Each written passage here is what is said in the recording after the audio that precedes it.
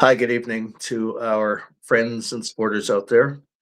It's Meir Weinstein from Israel Now. I'm joined with Mayor Jolovitz. Tonight, we're going to be discussing the war against Iran and Hezbollah and other proxies that are bent on the destruction of Israel and the Jewish people and the West.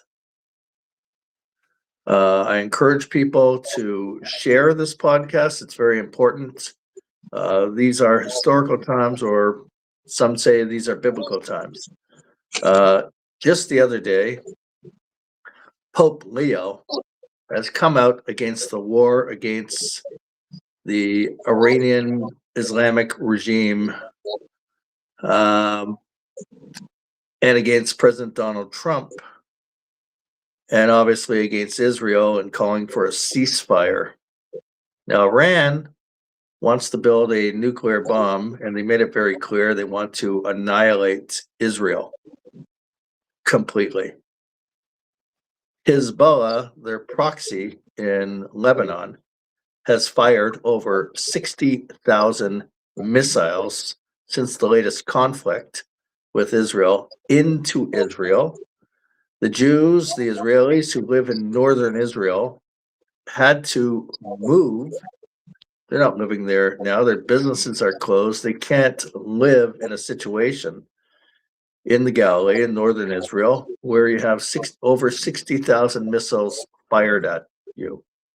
The Pope is quiet about that and continuously blames Israel and blames the Americans, Donald Trump, for this war, and gives Iran a complete pass. People on CNN and in other media stations are calling the Pope a moral authority.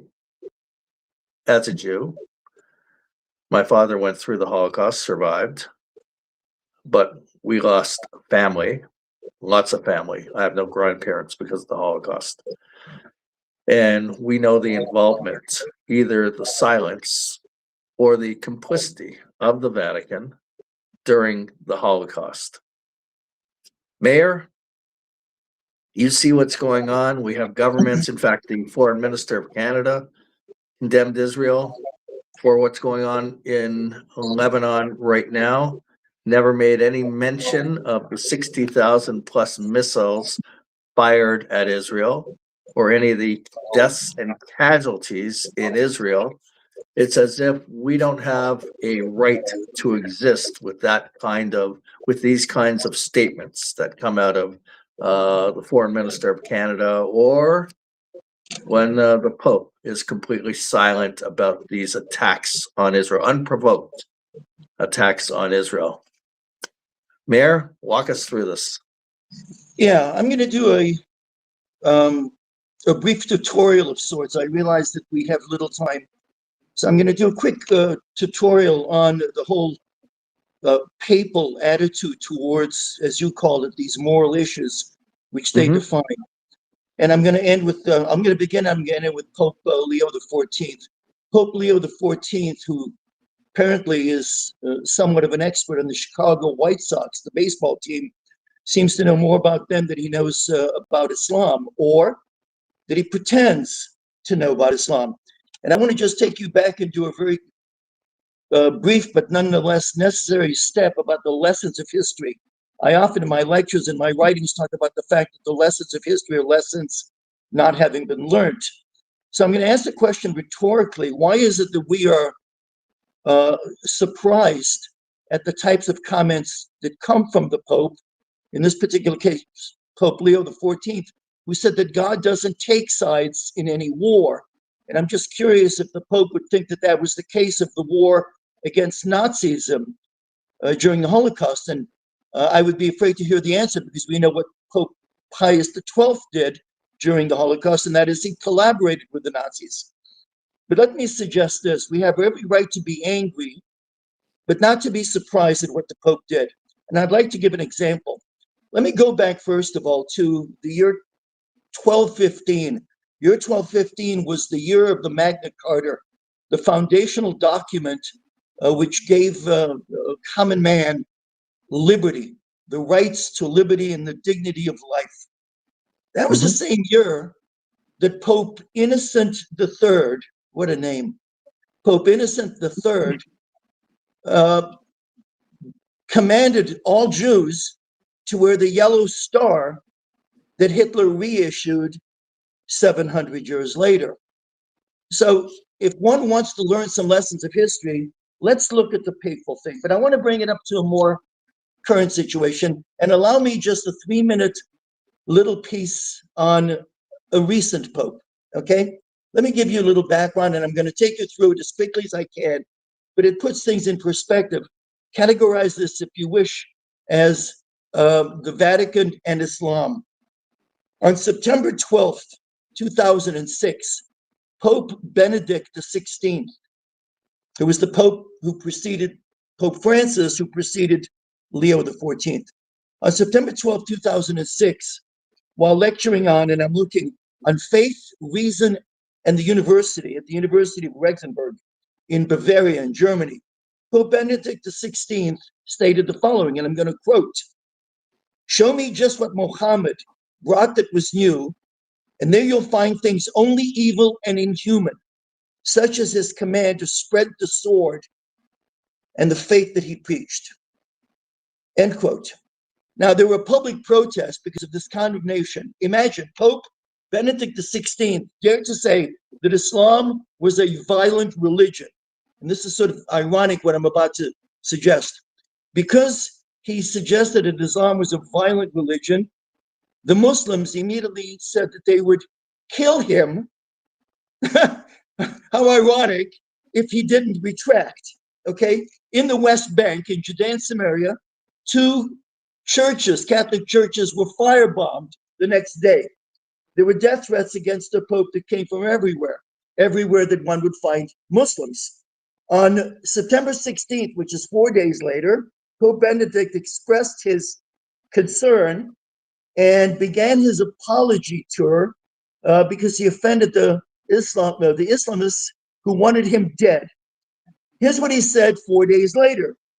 "The Holy Father is very sorry that some passages of his speech may have sounded offensive to the sensibilities of our Muslim brothers and believers." End quote. Yeah. Okay. The next day, on September 17th, 2006, speaking from his balcony at the residence in Rome, he continued with his apology, and he said that he was deeply sorry, I'm quoting verbatim, deeply sorry for the reaction of some of the countries, or some of the countries, and he stressed passionately the fact that he didn't intend his comments to be offensive. Well, not all Muslims were happy with his explanation. 8 days later, which is in September 25th of 2006, Pope Benedict actually asked to meet with 20 Muslim leaders, clerics, and he expressed, quote, "total and profound respect for all Muslims," end quote. He went on to say that his quotation was really just an attribution to a comment that was made by the 14th century Byzantine Emperor Manuel II, that he was the one who said that Islam and Muslims were violent, and that the Pope was just quoting him, and that it didn't seem to go well. On October 9th, I'm almost done. On October 9th, 2006, which is 14 days later, Pope Benedict offered this. He said, "The Vatican does not express the speech that I gave does not express my personal view of the Quran, for which I have tremendous and great respect, due to the holy book of this great religion," end quote. Finally, there was a letter that was issued by 38 Muslim clerics, a number which later became 100 who joined this letter, in which they basically said that they accept his apology and the controversy that he created with his speech. And he was forgiven, and they decided not to kill him and not to firebomb and burn all the churches that they promised to burn. So here it is. An 8-year-old can figure this out. The Pope comes out and says that Islam is violent. The practitioners of Islam said, if you don't retract, we're going to kill you and burn. And he retracts. Well, I guess that proved that they weren't really, but it doesn't end with him. I want to bring it up to Pope Leo. Pope Benedict XVI, as a footnote, many of us know this, and many of us tragically have sort of written this off. When he was 14 years old in Germany, he was from Germany, joined the Hitler Youth. And he served with the Hitler Youth until he was 17 years old. And he was asked about it, and he said, well, a lot of the teenagers were actually asked to join the Hitler Youth. It didn't seem appropriate that I would say no and stand out. Well, as a moral figure, he should have exactly done that. He should have said no, and then he should have stood out. That's what the moral clarity demands. But nonetheless, so this is a Pope, Pope Benedict XVI, who was a member of the Hitler Youth. Doesn't end there. He was followed, of course, by another Pope, Pope Francis, that I mentioned. And Pope Francis, and I'm looking at the date, on May 15th, 2015, basically came out and he said he met with Mahmoud Abbas, the head of the Palestinian Authority, the fellow who, of course, is the sponsor and the architect of the Pay for Slave program, where Muslims, where terrorists are paid to murder Jews.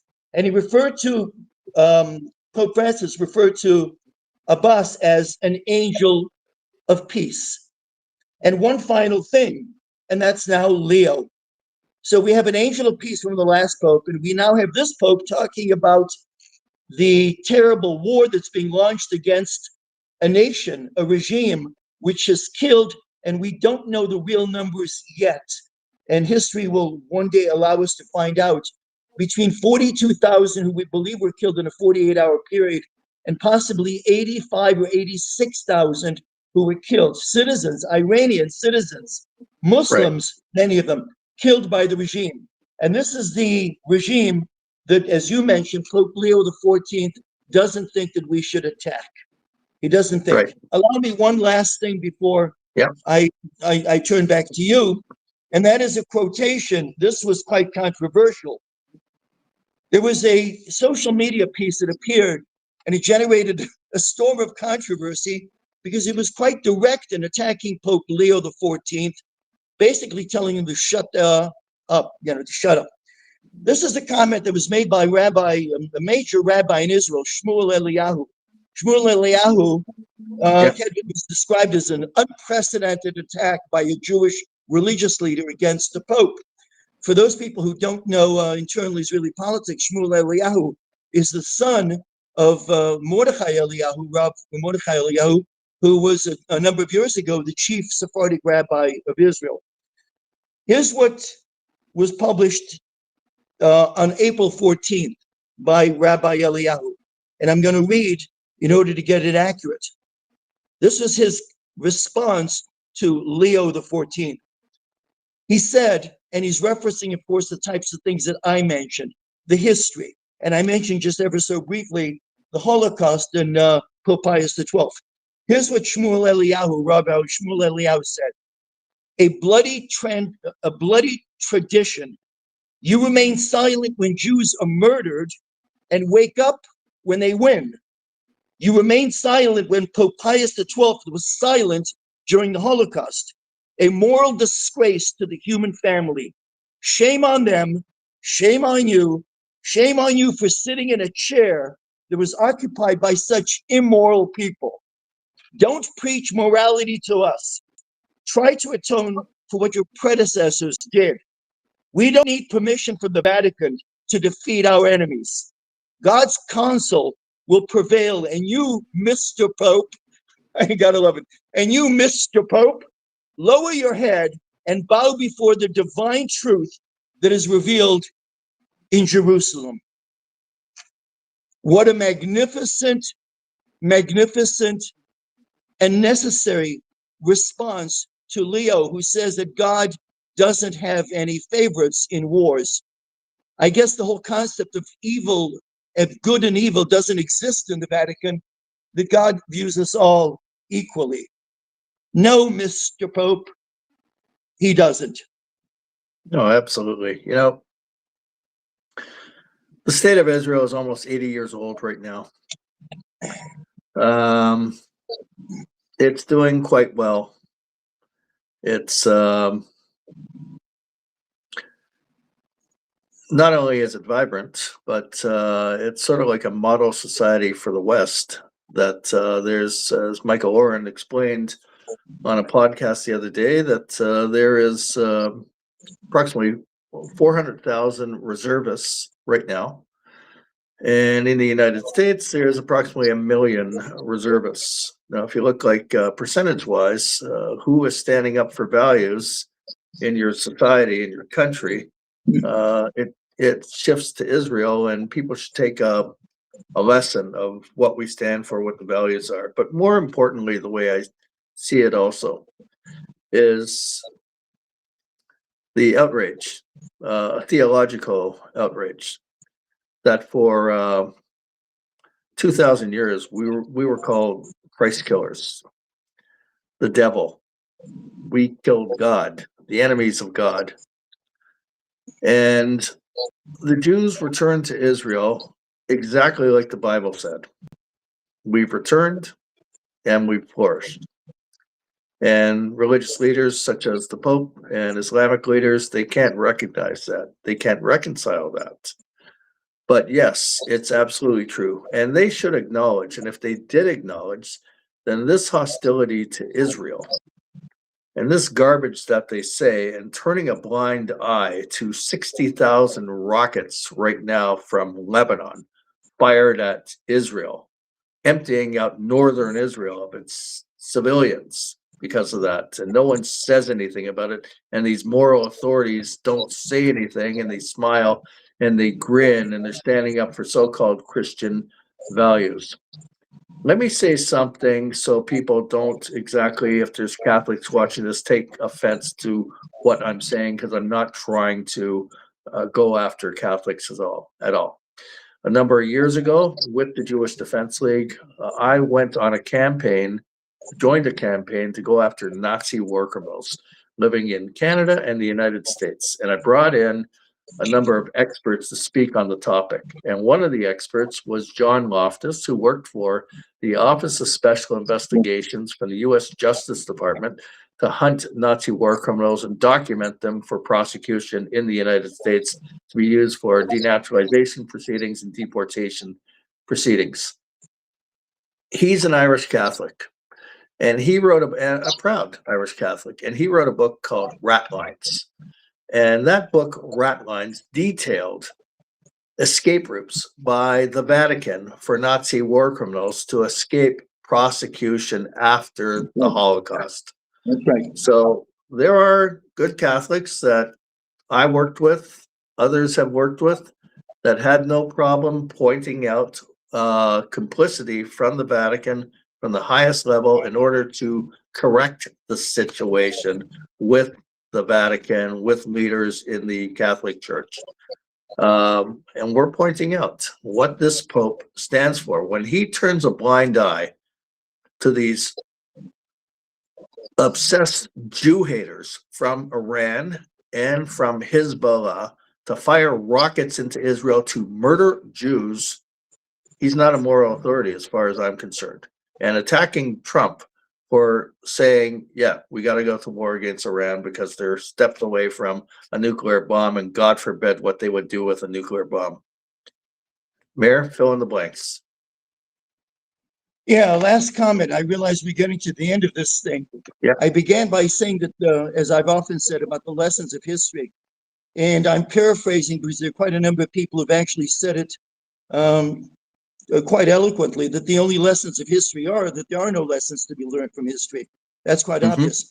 I began also by mentioning that foundational document of human liberty, the Magna Carta, 1215 in England. And I said that we should be angry at these things, but we should not be surprised. And I'll use the Magna Carta as I say goodbye to you to illustrate the point that I'm making. In 1215, the Magna Carta issues all commoners the dignity of human rights and such, and yet 7 years later, in the year 1290, all Jews were kicked out of England. How's that? Well, how did that age? Not very well. So the lesson that we have, I think it seems that Jews have learned the lessons of history, or ought to have learned. I should say ought to have learned, because too many have not. Ought to have learned the lesson of history. If you don't stand up for yourself, don't expect Mr. Pope to stand up for you. There's no moral clarity that's coming out of the Vatican. It's that Right. simple. Absolutely. Mayor, final words on what's going on right now. There's a blockade of Yeah. Iranian ships going out. I've heard that, it's 48 hours already, and it's supposed to be quite successful. The U.S. Navy is right there, and I've seen the announcements already, the confrontations, and ships have been turned back. China's having a hard time, and the Trump administration is quite emphatic about this blockade. And I even heard that there was one expert on oil that explained it, that like an oil well, you can't just turn it on and off. It has to be on. And if there's a problem sending it out, and if you would turn it off, that's it for that particular well. So, I mean, what Trump is imposing on Iran right now seems to be quite effective, step by step. As long as he remains steady in course. And the reason I say that, when we met just a few days ago and talked, I said that the most difficult thing in trying to predict what might happen here is that Donald Trump doesn't know what President Trump is going to do. He really doesn't. And that could give reason for concern. It was Winston Churchill who once said, study history, in history lies all the secrets of statecraft.